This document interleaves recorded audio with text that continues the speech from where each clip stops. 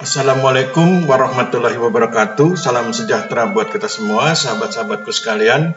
Hari ini kita akan bahas sosiologi agraria, paradigma perilaku sosial. Sebelumnya, perkenalkan, saya Aristiono Nugroho, Lektor Kepala atau Asosiat Profesor di Sekolah Tinggi Pertanahan Nasional yang kampusnya berada di Daerah Istimewa Yogyakarta.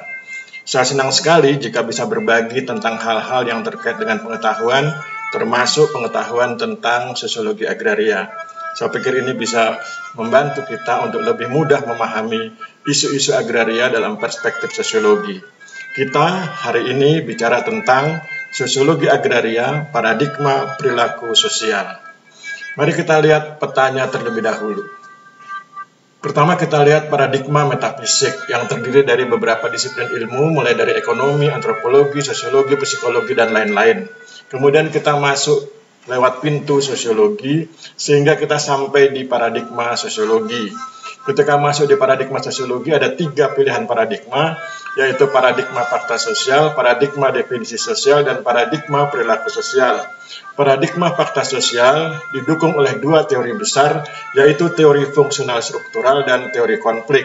Sementara itu paradigma definisi sosial didukung oleh 3 teori besar, yaitu teori aksi, teori interaksionisme simbolik, dan teori fenomenologi. Dan paradigma perilaku sosial yang akan kita bahas hari ini didukung oleh 2 teori besar, yaitu teori perilaku dan teori pertukaran. Kalau kemudian kita ingin menggunakan paradigma ini atau perspektif berdasarkan teori perilaku dan teori pertukaran untuk membedah isu-isu agraria, maka kita harus masuk ke wilayah paradigma konstruk. Di dalam paradigma konstruk ada beberapa kondisi empiris yang bisa dianalisis atau diobservasi seperti keluarga, komunikasi, pertanahan, kehutanan, dan lain-lain. Kita masuk lewat pintu pertanahan dan di dalamnya nanti ada land reform, pendataran tanah, penggunaan tanah, pengadaan tanah, reforma agraria, dan lain sebagainya. Itulah paradigma konstruk dan itulah yang kemudian isu-isu agrarianya nanti akan dibedah dengan menggunakan perspektif teori perilaku atau perspektif perilaku dan perspektif pertukaran. Sekarang mari kita masuk lebih jauh. Kita mulai dengan teori perilaku. Teori perilaku memiliki substansi, isi atau konten atau bunyi atau materinya sebagai berikut.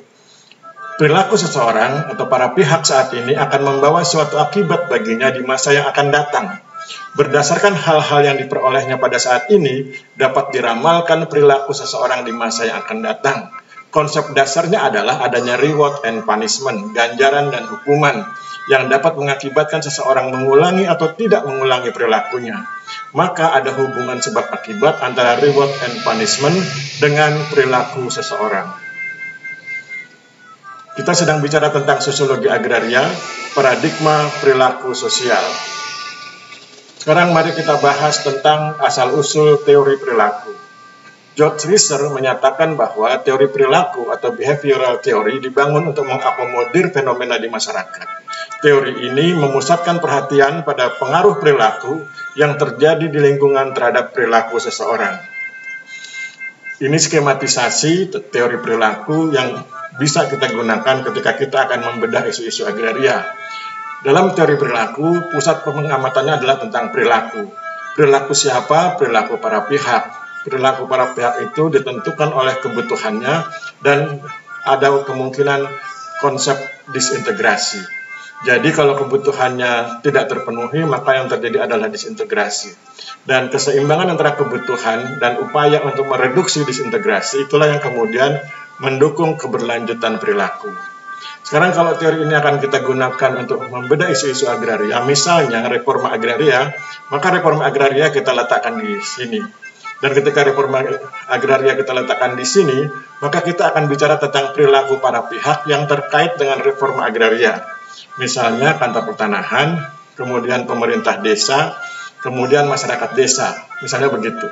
Nah, maka kemudian kita lihat kebutuhan para pihak. Kebutuhan kantor pertanahan apa, kebutuhan pemerintah desa apa, dan kebutuhan masyarakat desa itu apa. Bila kebutuhan itu bisa terpenuhi, satu dengan yang lain saling mendukung, maka potensi disintegrasinya menjadi menurun. Tetapi bila kemudian kebutuhan kantor pertanahan terpenuhi, kebutuhan pemerintah desa terpenuhi, tetapi kebutuhan masyarakat tidak terpenuhi, maka terjadi potensi disintegrasi yang relatif besar. Dan ketika terjadi potensi disintegrasi yang relatif besar, maka tentu akan mempengaruhi keberlanjutan perilaku. Artinya, perilaku masyarakat dalam mendukung reforma agraria akan semakin menurun karena ternyata misalnya reforma agraria punya potensi disintegrasi karena kebutuhan masyarakat tidak terpenuhi, yaitu kebutuhan dalam hal penguasaan, pemilikan, penggunaan, dan pemanfaatan tanah. Itulah cara kita berpikir kritis, memahami isu agraria, dalam hal ini memahami isu reforma agraria dengan menggunakan teori perilaku sebagai pisau bedah. Sekarang kita ingatkan kembali bahwa kita sedang bicara tentang sosiologi agraria, paradigma perilaku sosial. Sekarang kita masuk ke teori berikutnya, yaitu teori pertukaran. Suatu tindakan dilakukan, ini isinya, jadi isi teori pertukaran, konten teori pertukaran atau substansi teori pertukaran, yaitu suatu tindakan dilakukan bila mendapat reward, ganjaran, atau benefit, manfaat, atau keuntungan. Suatu tindakan tidak akan dilakukan bila memperoleh punishment, sanksi, atau hukuman. Pertukaran tindakan terjadi saat multi pihak melakukan interaksi. Keberlanjutan tindakan akan terjadi bila memberi reward atau benefit pada multi pihak. Asal-usul teori pertukaran, Peter M. Bloom menyatakan bahwa berdasarkan konsep pertukaran, maka masyarakat memiliki struktur sosial yang kompleks.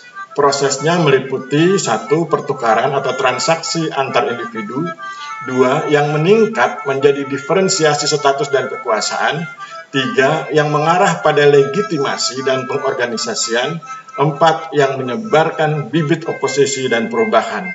George Homan menyatakan bahwa selama berlangsungnya proses interaksi selalu timbul suatu fenomena baru. Kita sedang bicara tentang sosiologi agraria, paradigma perilaku sosial. Ini adalah skematisasi teori pertukaran. Jadi teori pertukaran fokus pada tindakan yang dilakukan oleh para pihak, dan itu berbicara tentang reward and punishment, dan kemudian bagaimana mereka mempertukarkan tindakan satu dengan tindakan yang lain, dan itu kemudian mempengaruhi keberlanjutan tindakan.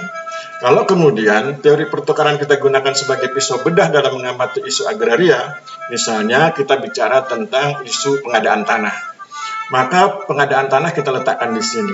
Maka kemudian kita lihat para pihak yang terlibat dalam pengadaan tanah, misalnya kantor pertanahan, pihak yang memerlukan tanah, dan masyarakat yang tanahnya akan dibebaskan atau diambil alih begitu dengan teknik pengadaan tanah. Jadi ada 3 pihak, yaitu kantor pertanahan, pihak yang membutuhkan tanah, dan masyarakat yang memiliki tanah yang akan dibebaskan dari tanahnya. Maka kemudian perhatikan reward and punishment-nya. Apa keuntungannya bagi para pihak tersebut? Apa keuntungan kegiatan itu? Kegiatan pengadaan tanah itu bagi kantor pertanahan, bagi mereka yang membutuhkan tanah, dan bagi mereka yang memiliki tanah, yaitu masyarakat. Kemudian apa sanksinya? Apa punishment-nya? Bila terjadi sesuatu yang tidak sesuai, tindakan yang tidak sesuai dengan standar operasional prosedur dari pengadaan tanah. Apa sanksinya buat kantor pertanahan, apa sanksinya buat pihak yang membutuhkan tanah, dan apa sanksinya buat masyarakat yang memiliki tanah yang akan dibebaskan dari tanahnya.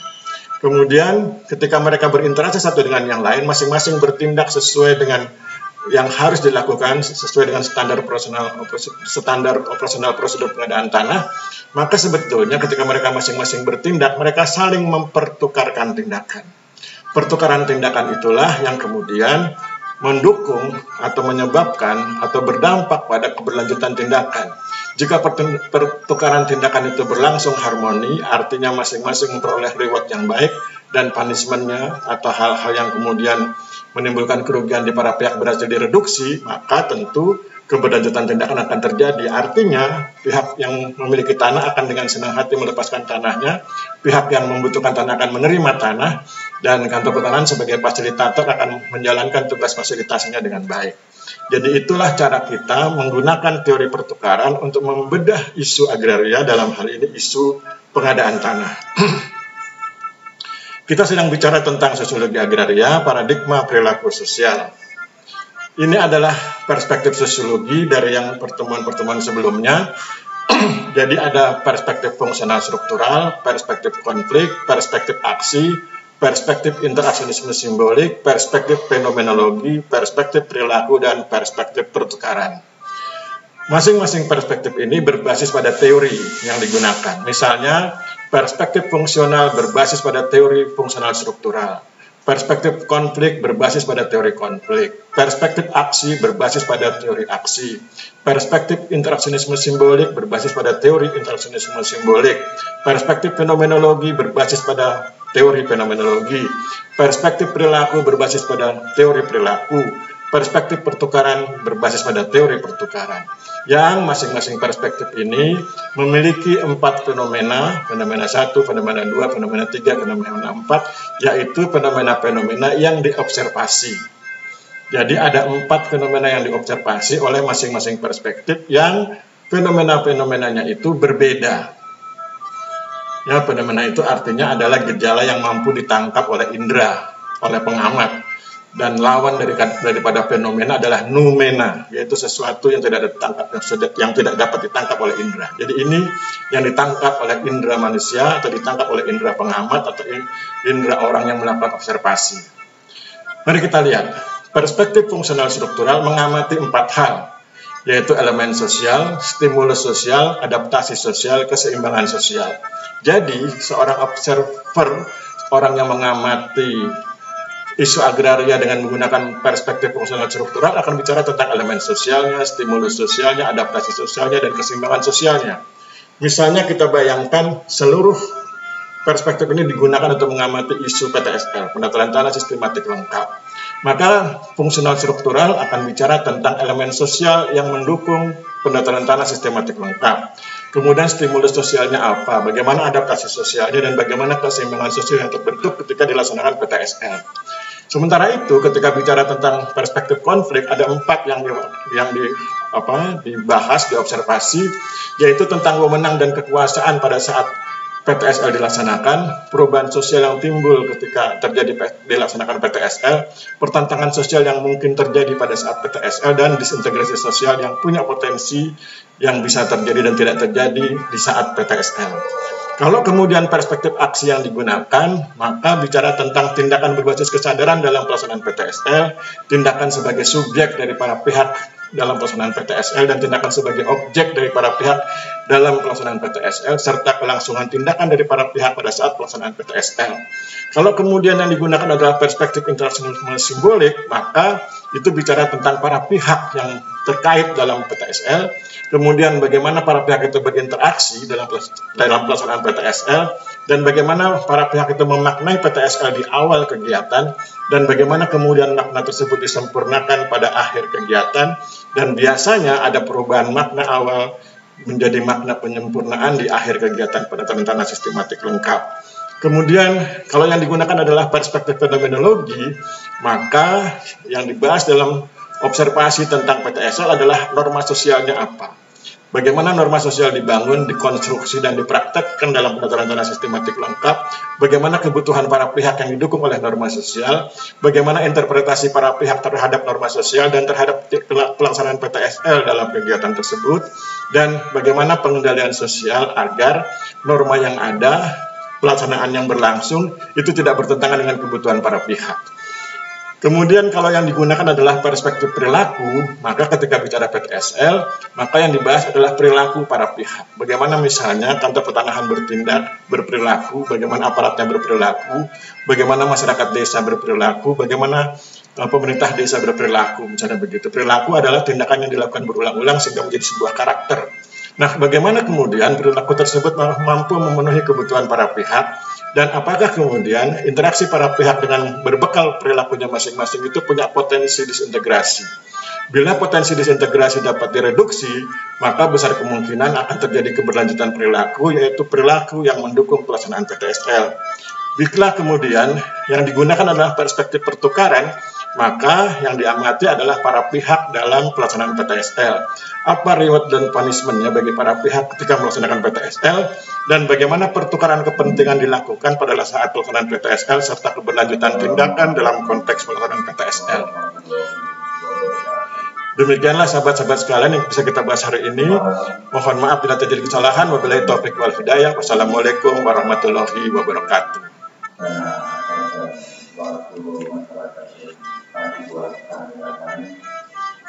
Ini